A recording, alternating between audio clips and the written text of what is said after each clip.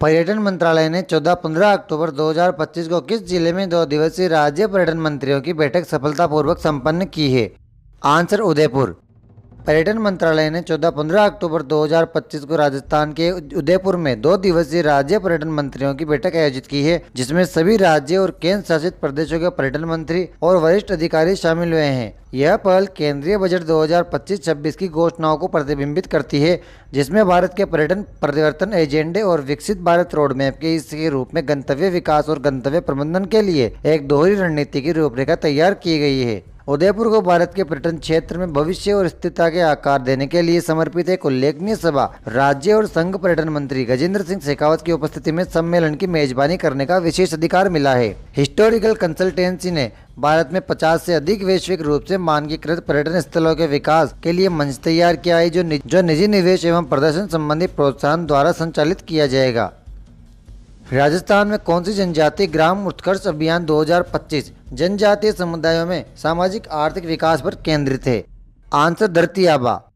राजस्थान में धरती आबा जनजातीय ग्राम उत्कर्ष अभियान भी कहा जाता है, जनजातीय समुदायों के समग्र विकास के लिए एक सरकारी पहल है जो विभिन्न योजनाओं के लाभ पहुंचाने पर केंद्रित है। इसी से संबंधित राजस्थान के अतिरिक्त मुख्य सचिव श्री कुंजीलाल मीणा को राष्ट्रपति द्रौपदी मुर्मू ने नई दिल्ली में धरती आबा जनजातीय ग्राम उत्कर्ष अभियान में राजस्थान के देश भर में पहला स्थान प्राप्त करने पर सम्मानित किया है। यह अभियान जनजातीय क्षेत्रों में स्वास्थ्य, शिक्षा, आजीविका और बुनियादी ढांचों में सुधार करने का लक्ष्य रखता है। जून 2025 में अभियान के तहत राजस्थान के कई जिलों में शिविर का आयोजन किया गया था, जहां आधार कार्ड, आयुष्मान कार्ड, जाति प्रमाण पत्र, राशन कार्ड, पीएम किसान सम्मान निधि और पेंशन जैसी योजनाओं के तहत लाभ प्रदान किए गए थे।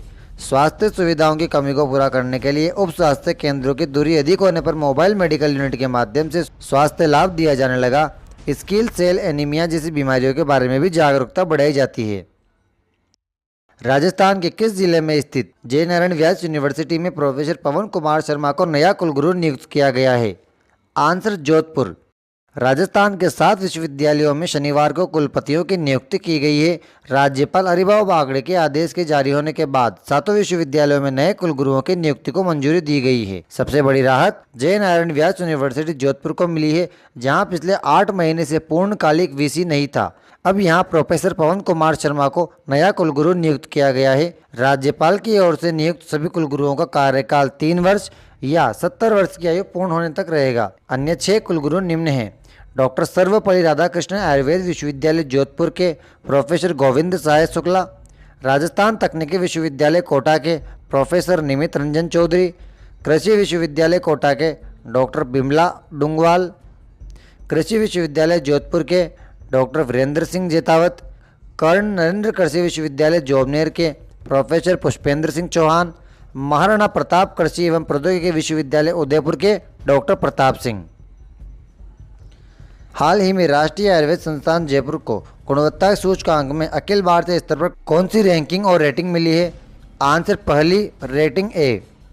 राष्ट्रीय आयुर्वेद संस्थान जयपुर को गुणवत्ता सूचकांक में अखिल भारतीय स्तर पर पहली रैंकिंग और ए रेटिंग मिली है। यह उपलब्धि संस्थान को आयुर्वेद की पढ़ाई, इलाज और शोध में उत्कृष्ट प्रदर्शन के लिए दी गई है। एनआईए जयपुर को ए रेटिंग और अखिल भारतीय स्तर पर पहली रैंकिंग मिली है, जो इसे आयुर्वेद की पढ़ाई, इलाज और शोध के सर्वश्रेष्ठ स्थान बनाती है। इस संस्थान को 99.54 परसेंटाइल मिले हैं। इस उत्कृष्ट प्रदर्शन का कारण संस्थान का मापदंड पर खरा उतरना है और विभिन्न प्रकार की सेवाएं प्रदान करना है, जैसे कि मानसिक स्वास्थ्य, वरिष्ठ नागरिक और लाइफ स्टाइल से जुड़ी बीमारियों के लिए अलग से ओपीडी और एक NABH मान्यता प्राप्त 260 बिस्तर वाला अस्पताल।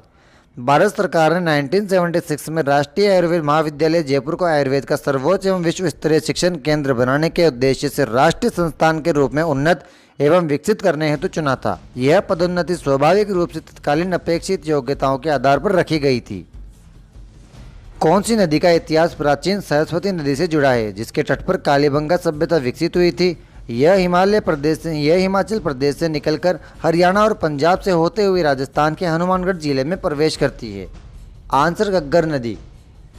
दोस्तों, डेली क्लासेस की अपडेट के लिए आप टेलीग्राम ज्वाइन कर लीजिए और साथ ही इंस्टाग्राम को भी फॉलो कर लीजिए। वीडियो अच्छी लगी हो तो इसे लाइक करके चैनल को सब्सक्राइब भी कर लीजिए। कल फिर मिलते हैं। Thank you.